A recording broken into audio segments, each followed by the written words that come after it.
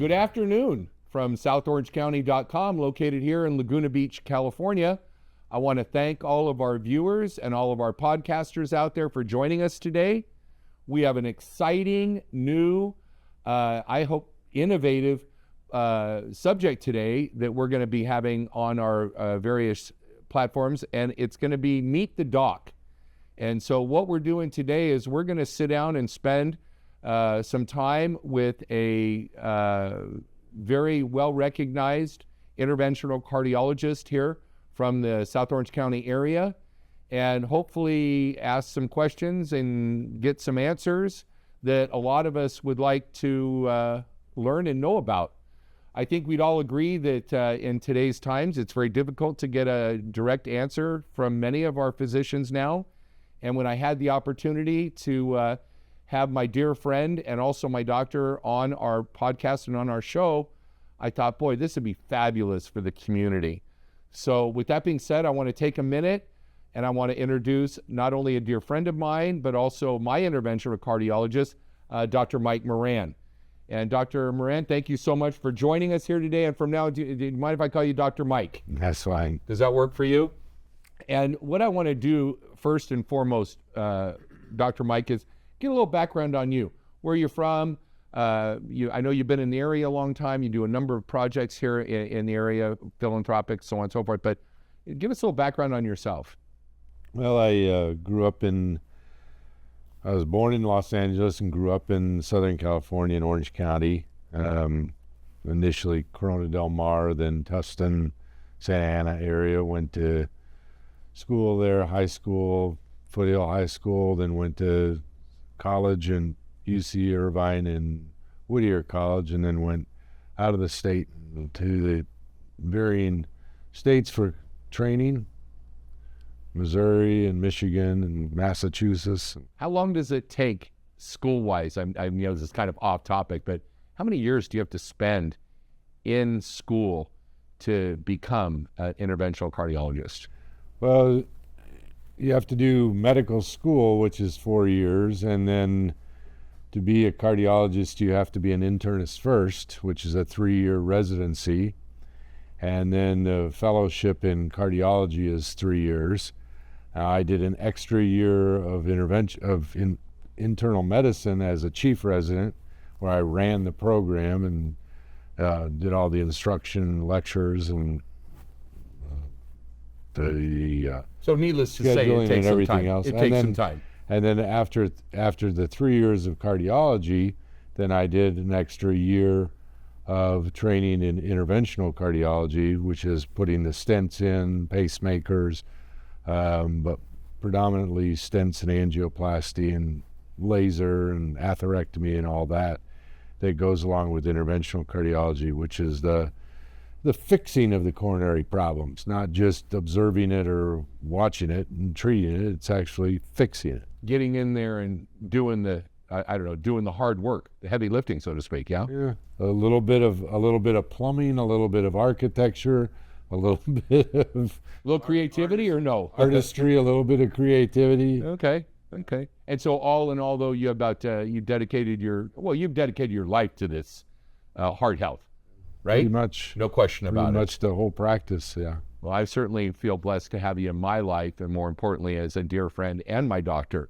Let me ask you, because I think, so let's start with the fact that I don't think most of us know a lot about our hearts unless we've had an event. Would you agree with that? Yeah.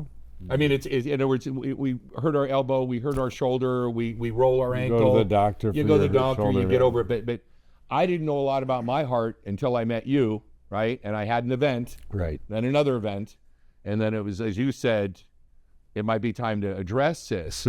But my question is this: at what point do you start your heart health? What's your opinion on that? What's your philosophy? Well, I mean, ideally, we'd like to see people addressing heart health from childhood, in the way they eat, the way they exercise, getting a healthy lifestyle at an early age.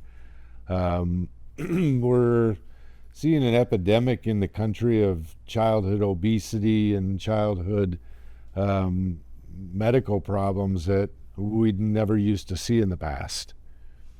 And a lot of that is due to the way our dietary intake has changed with the high fructose corn syrup and processed carbohydrates and everything else, and a lack of exercise with the kids and the technology being more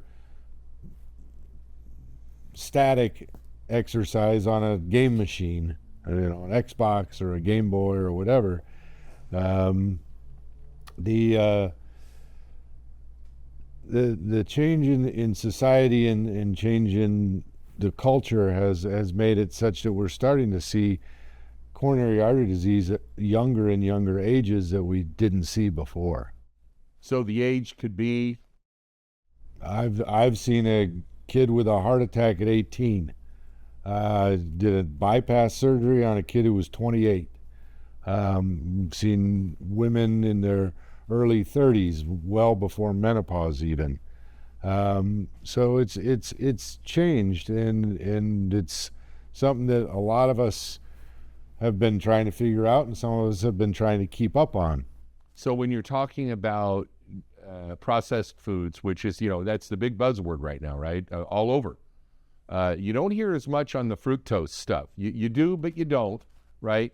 And I remember you talking to me a couple of days ago that your philosophy, your opinion on high fructose items and what it may cause. When you say the past, is the past like 10 years, 20 years, 30 years? And you've been doing this a long time. Can you tell us a little bit about that? I'd say the last 50 years, really. 50? Yeah. Since the 70s, the early 70s, the late 60s is when high fructose corn syrup came out, and now it's in everything. It replaced fat in our diet pretty much universally, and it's part of everything. You see, it's the number one ingredient in baby formula. The first thing listed on the ingredient Well, I guess label. that answers the question. Yeah. When you should start focusing on heart Yeah. health. You mean when you're But buying it's your not- baby formula? But it's not just, yeah, exactly. Right? And it's not just the high fructose corn syrup or the processed foods. It's all the other foods that we don't even realize have really high sugar contents. All the melons. Everybody wants to eat a banana for the potassium. You get more potassium in nuts than you do in a banana, but it's pure sugar. And the white rice, the white bread, the white potatoes, the corn, carrots, peas, are all very simple sugars. Kind of sound like a Balance of Nature commercial. Well, I'm just saying. Well, a lot of it is about changing the diet, and getting people off the things that are causing the fire to burn uncontrolled in their life. And tell me a little bit about that. I like to use an analogy to describe how, the underlying genetic metabolic problem, metabolic syndrome, eventually leads to coronary disease and eventually to diabetes. And the way I describe it is it's like a fire smoldering on your front porch. And every day when you leave the house, if you don't douse that fire with some water, by the time you come home at night, your house would be on fire, right? Okay. Some people genetically at the cellular level, it may only take them a cup of water to put that fire out. Other people, it takes them a bucket of water. And if you're one of the people that takes a bucket of water to put the fire out every day and you keep going back to your wells for years and years, eventually this well is going to run dry sooner. As the well begins to run dry and you can't fill up the bucket with as much water, the fire begins to burn out of control. Well, the fire is the sugars, the water is the insulin, and the well is the beta islet cells in your pancreas to produce it. Because it's those high insulin levels in the bucket of water which is causing the damage to the vessel walls, which is what leads to the premature or the early signs of plaques in the arteries, which are called fatty streaks. It's the damage to that inner layer of the vessel wall that leads to the fatty streaks. And then the LDL gets deposited under the fatty streak, and it eventually builds up and forms the plaque in the artery wall, and that's what eventually ruptures. You're having a party. And when it gets triggered, Sure. it lifts up off the vessel wall with the initiation of the inflammatory response, whatever it's from, a cold, a flu, a virus, whatever, causing those white blood cells trying to gobble up the LDL under the plaque, that causes that plaque to rupture off the vessel wall. And I describe it like being a scab that's not ready. Well, no, you just described it. I have a question. So that's science. Yeah. Correct?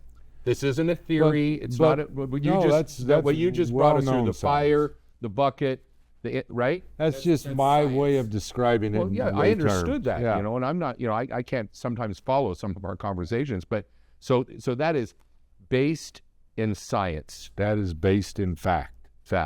Okay, and I think that's important for our viewers to, know the difference between fact and Facebook, or fact and Instagram, or Dr. Google, or Dr. Pickle.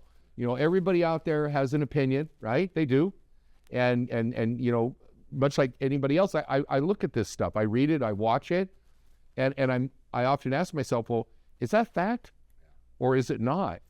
Well, when I was what's your philosophy on that, by the way? Well, when I was an interventional cardiology fellow at Harvard, and I was fortunate to be there at a time when they really didn't have any interventional fellowships. Okay. They didn't have a way to train new doctors on this new technology because it was stents were just coming out. Okay. And so the way they actually paid my salary was by making me the director of the cardiac rehab and risk factor reduction program. And we were on the same That's a mouthful, huh? Well, yeah, and it was. But we were, I had Nobel Prize winners in medicine as my mentors, and the Joslin Diabetes Center teaching me about cellular insulin resistance and how it eventually becomes plaques and coronary artery disease. And when those plaques become aggravated by inflammation, how they lift up off the vessel wall. Yeah. Okay. And that's like a scab that's not ready to come off. When you pick a scab that's not ready to come off, it starts to bleed. Okay. And that's what happens in the vessel wall. The plaque lifts up, blood vessel starts to bleed on the wall, and it forms a clot, and it pushes that plaque up, and it blocks off flow down the coronary artery, and that's how a heart attack happens. Wow. So that's what we're trying to do, is stabilize those plaques, make them regress, make them go away, but treating the underlying problem, which you say is our philosophy. Insulin resistance. This is what you had made mention of, and you happen to be a big proponent, right? You've written a number of papers that can you tell our audience again your philosophy on the insulin resistance, which you feel is really the underlying root cause of much of coronary heart disease. Is that correct? Well, I wouldn't say I've written lots of articles on it, but I've certainly read a lot and was trained in it quite a bit. Okay. The underlying problem is there's a problem at the cellular level with the insulin receptors. If this is a normal complement of insulin receptors on your cell surface, when insulin tags that insulin receptor, it pulls sugar out of the circulation, brings it into the cell to be burned as fuel, and then it pops back up again. Insulin only has a lifespan of about 5 minutes in the bloodstream. Oh, wow. So if your genetic problem is that you don't have enough insulin receptors, or they're not working the way they should be, insulin can do that only a couple of times, and then the insulin's broken down. Your body has to keep cranking out more insulin, i.e., a bucket of water every day. Okay? So except for one class of drugs, we really don't have any way to impact the insulin receptors. But there are a couple of medications out there that do upregulate the insulin receptors. What's interesting is cancer cells have learned to upregulate their insulin receptors, which is why cancer is related to insulin resistance. It's why cancers thrive on sugar, and that's why they grow so fast. But it's also the cause of the cardiovascular disease, and it's damage to the endothelial layer, the inner layer of the blood vessel, leading to the fatty streaks, which are the precursors to the plaques. So our philosophy has always been to try and get to the bottom of the problem and teach people how they can stabilize the plaques, reverse the plaques, get their... And in layman's terms, that's the and LDLs, quit, it's the cholesterol. Quit fueling the fire with their diet. Sure. Quit stoking and fanning the fire with their lack of exercise. And so much of our philosophy is to get the patient to be my comrade, my partner in the treatment of their coronary disease, so that they have to understand this. And that's why I've come up with these analogies to help patients understand it. Kind of help them down the journey, as it were, right? Exactly. Right? And that seems to be something that they understand, is the fire water analogy. Because what's the root cause, which you've gone through now, right? Is the cellular insulin resistance. And then you have the I don't know what the word is. What am I looking for? How to manage it? How to quit fueling the fire. And the reason I'm asking you these questions because this can be complicating to a lot of people. You know what you just said. It's a lot. You've been doing this for 40 plus years. I mean, from school to here. So it's easy for you. And even when you tell me this, and you've told me this a number of times, I still think, and I learn something every time you tell me about this. And I think for someone who's just hearing you for the first time, and I'm just being honest with you, I remember when you started talking to me about my heart problem for the first time, it was kind of like, oh boy. I mean, I like I said, it's not a shoulder. It's a complicated deal going on here, right? But we got to the bottom of the problem, the insulin resistance, which was causing you to gain weight, which was causing your blood pressure to go up, which was causing you to have atrial fibrillation. All those things were all as an underlying cause.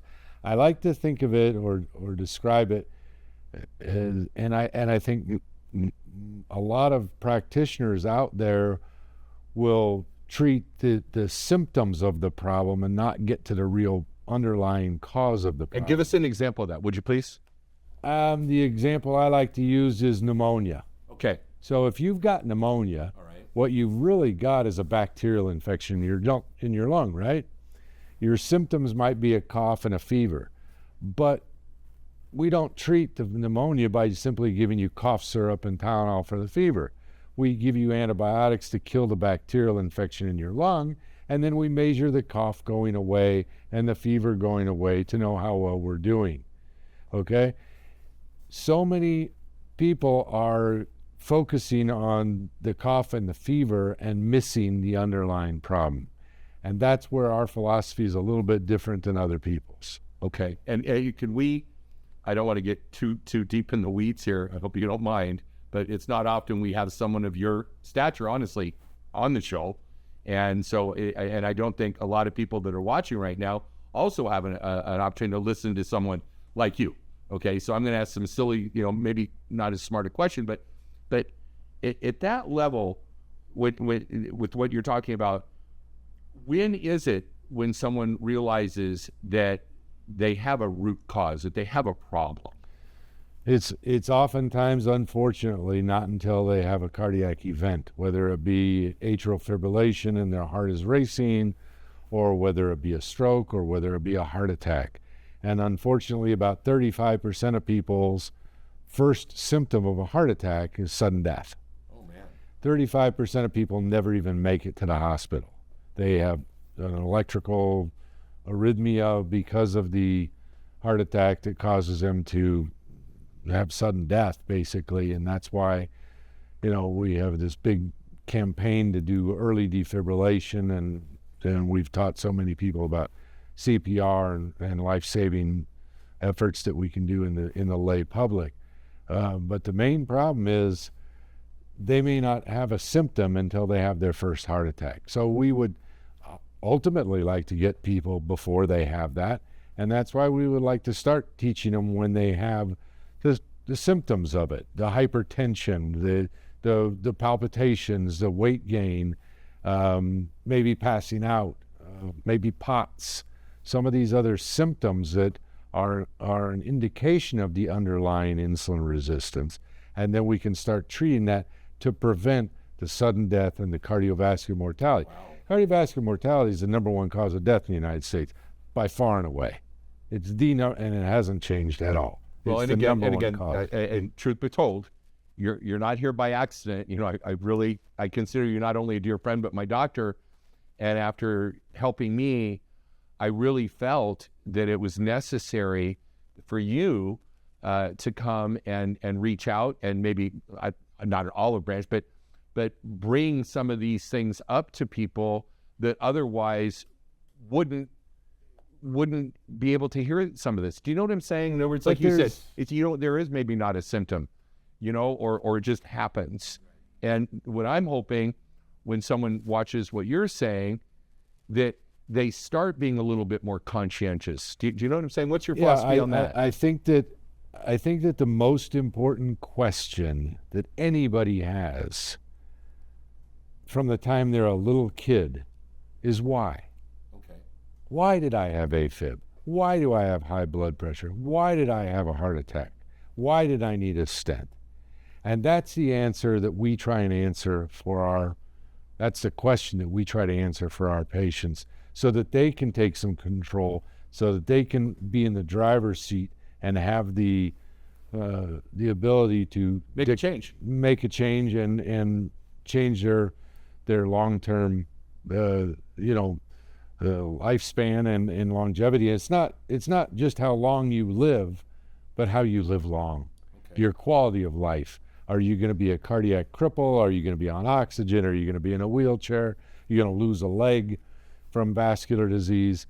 That's the most important thing that we're trying to get people to understand, is to get on the prevention train, whether it's primary prevention before you have your first heart attack, or secondary prevention, how to not have another one. I mean, there's plenty of patients in our practice who I put a stent in 20 years ago, and I haven't had to put another one. Oh, wow. You know, we've kept them from having to have another one for the next rest of hopefully for the rest of their life. But they're on the Dr. Mike train for being healthy, well, correct? I mean, within reason. But they have to understand this philosophy. They have to understand the why. You know, there's books out there that other doctors have said this. You know, you look at things like South Beach diet or the Sugar Busters diet or Mediterranean diet. All these things are out there addressing insulin resistance and the glycemic index of foods, have been there for a long time. So, like I said, 50 years. The first trial we ever had on insulin being a cause of cardiovascular mortality was in 1965. Wow. Okay? That was a Tolinase study, and it showed that triple the mortality with a heart attack if somebody was on a drug that made their body produce more insulin, because they were on a drug that was treating the cough and the fever. Okay. They were on a drug treating the sugars.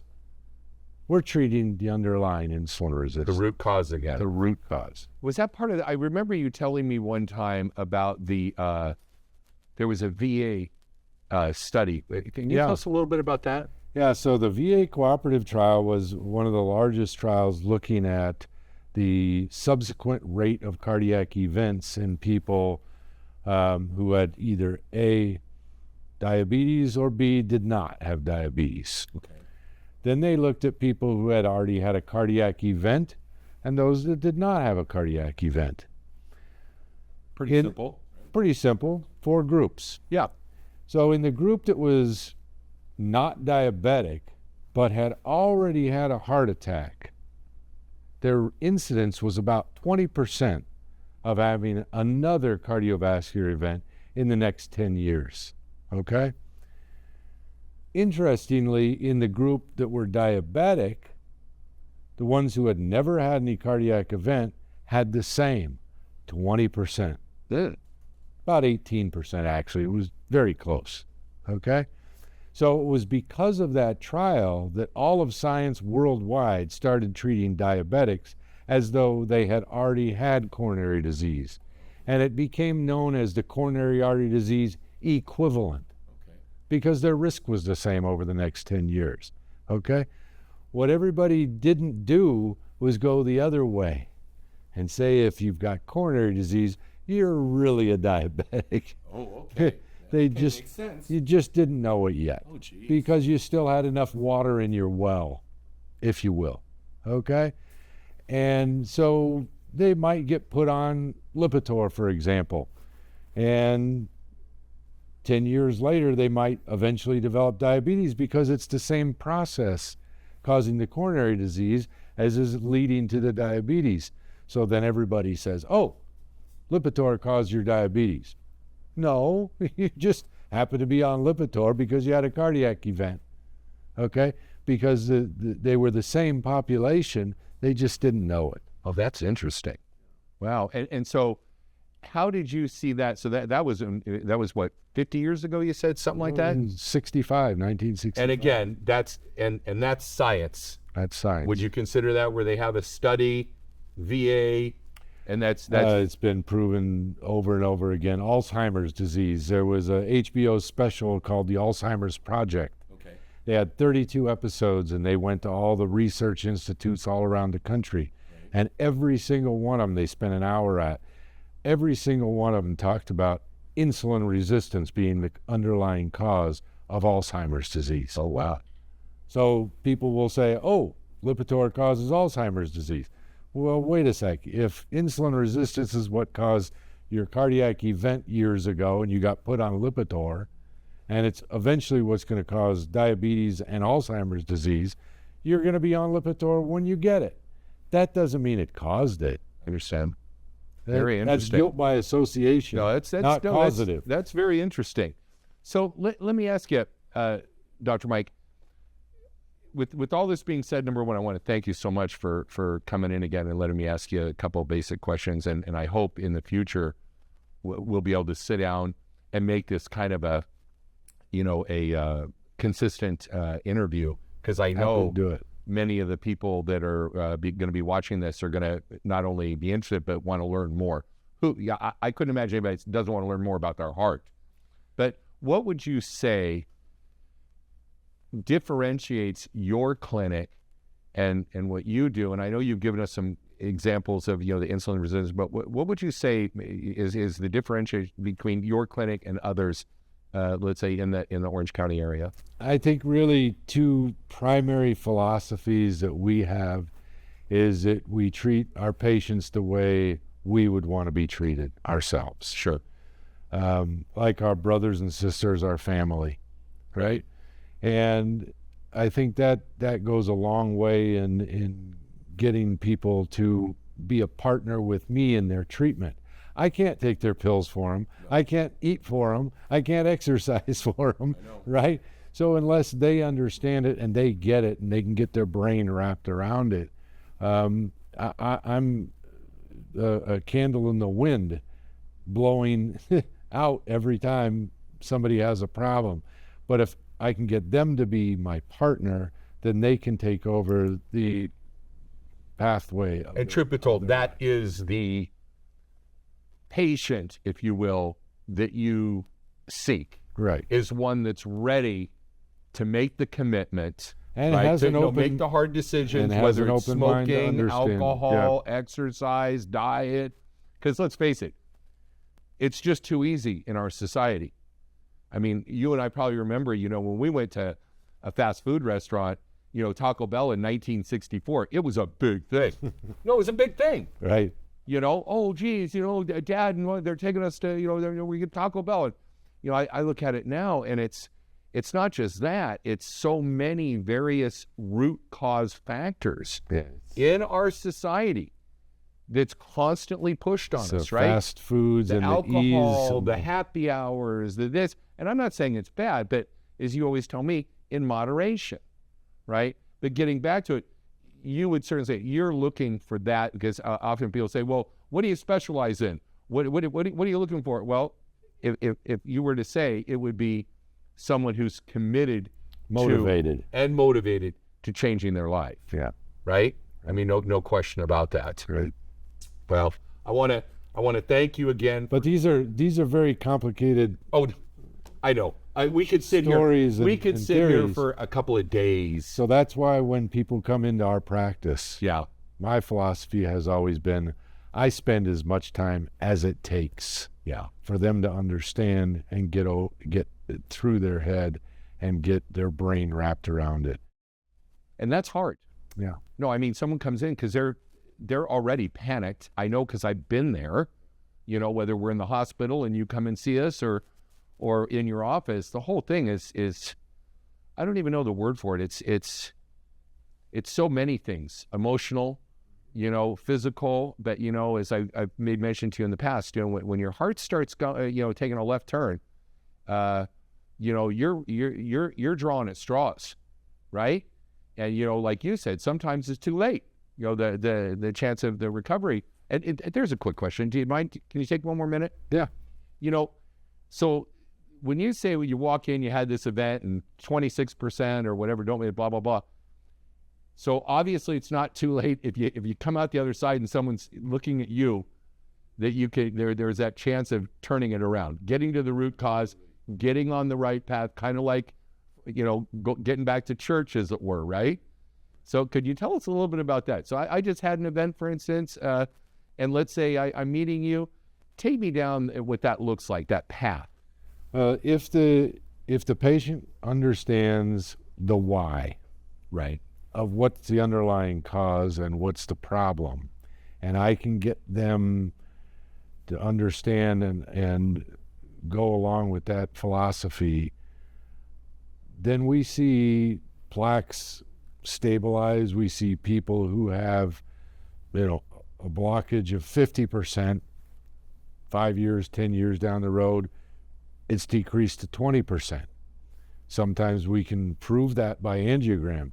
I think one of the most strongest examples of that I saw was a guy who had a 90% left main, which is the tree trunk of the heart for all the coronary arteries. And I sent him for surgery because that's what we do with a left main. You don't do a stent on a left main. It's too dangerous. Right. And the surgeon said he's too high risk. His lungs are bad. His kidneys are not good, blah, blah, blah, blah. He won't make it out of surgery after recovery. So I said, okay, well, we'll treat him with medications and teach him to lower his risks and stabilize these plaques and hopefully make these plaques regress. So I had cathed him, and I had it documented on film, 90% blockage in the left main. 10 years later, he had recurrence of his symptoms.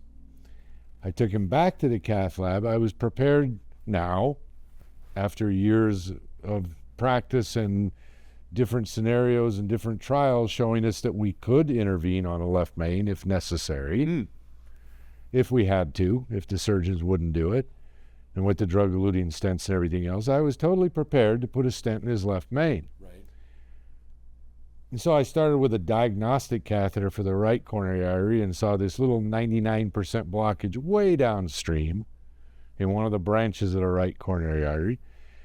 But I was there to fix the left main. So I started with a guiding catheter for the left main.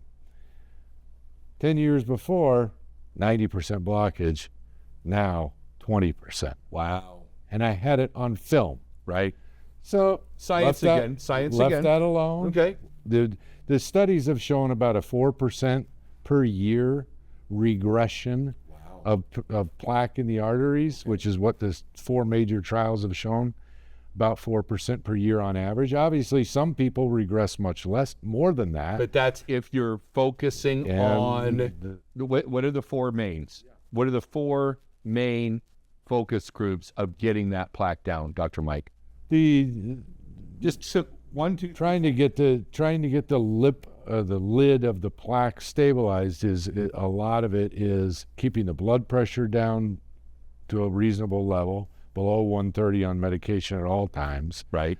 Trying to keep the LDL cholesterol low because we don't want the LDL cholesterol going into the plaque. We want it to go around the plaque, or to come out of the plaque rather than, because it can wash in and out. Okay, so if you got high levels in the blood, more of it gets trapped underneath the plaque, which is where it causes the plaque to grow. So high blood pressure, LDL. What's number 3? Treating the insulin resistance and preventing, which we just talked about, which is preventing the fatty streaks from forming in the first place, and getting good cardiovascular conditioning, which is diet and exercise. And of course, the magic question and the magic bullet everybody wants to know is there's no easy way here. This is a lifestyle change, correct? It's a lifestyle change, but it's not that hard, and it shouldn't be that hard. Well, because you're average client, I've been in your office where, I mean, even your mom and dad. I mean, how old's your dad? 93. How old's your mom? 90. 90. And I mean, I've seen people in your We're office. just playing tennis until 2 years ago. Yeah. So, I mean, that goes back to your living a wonderful life, or what do you say? What's your term again? Not how long you live, but how you live long. That's right. So, I mean, who doesn't want to go to 90 playing with their grandkids? Right. Right? I mean, there's a goal there in mind, right? Right. You know, bringing that up, another question I was in a debate the other day with some friends of mine out and about, and we were talking about the lifespan of an average male in the United States. And of course, there's some different answers. You know, you ask Dr. Google, then you ask Dr. Internet and Dr. Facebook. They all have something different going on. But it looked like it pretty much was around 76. Around close to 80, yeah. Yeah. Okay, and I know you can't predict this, but in your decades of being in this business, and this really is the longevity business. I think you'd agree with me, right? Life, good quality, longevity of life. Good quality of living, yeah. You know, so you definitely can put some years, some extra mileage on the old ticker if you take care of it, right? Yeah, a lot of the same treatments we're doing and medications we're using to treat the coronary disease are the same things that longevity clinics across the country are using to try and prolong people's lives. And I think we're going to see, as that becomes more commonplace, people are going to be living longer and living healthier as we can educate more people about it. So that's a positive for us. Yeah, okay, I promise. One last question. And, I know I always poke fun when you and I are talking. When we get done going to church somewhere, having breakfast, and I'll say, or you'll say, what about Dr. Google, or what about Dr. Facebook? No, but I have a serious question, because I think a lot of our viewers out there, much like myself, we all have cell phones. We all scroll the internet. We all go on Instagram. We all go on Facebook. And I'm not saying anything bad about it, but there are all these various, I don't even know, are they companies? Are they doctors? I know every time they're trying to sell me something. I guess I should answer my question, but I'm going to ask you anyway. As a professional interventional cardiologist, how would you rate all this content on the internet in regards to your health? And especially when you're talking something as serious as your heart, what would you tell our audience? How should they look at that? I think some of the advice that's out there is good. Some of it's, quite frankly, just to make a buck and sell their product. So if you can get in with a doctor who understands this and who can help you, guide you along the way, right, so that you understand it, that's your best chance of progressing and not having. So getting back to your journey, it's a journey between doctor and patient. It's got to be a teamwork. I understand. And I guess that's kind of where I was getting to, is you can't really be on a team by liking something or forwarding it. That doesn't really engage you. I know it makes people feel better when they watch the video, and then of course they don't buy whatever they're selling, but oh man, I did my heart health today. I watched something on Facebook, right? That's not the same as making an appointment, coming in and looking for the root cause. You know what I'm saying? Well, yeah, you have to find the problem and fix it. And that's what you do. That's what I do. That's what you do. Well, Dr. Mike, I want to thank you again for coming by. I hope we can make this a consistent thing. And for our viewers out there, just so you know, you can find more information out about your heart and about Dr. Mike at southorangecounty.com. And we'll start loading up some other episodes and what have you on things that we want to discuss. And for any of you out there that have any recommendations or have any questions, feel free to contact us there as well. But in the meantime, I want to thank everybody for tuning in. We're going to tune out, but we want you to have a great week, and we'll talk to you soon. Thanks again, Dr. Mike. I appreciate it. Thank you.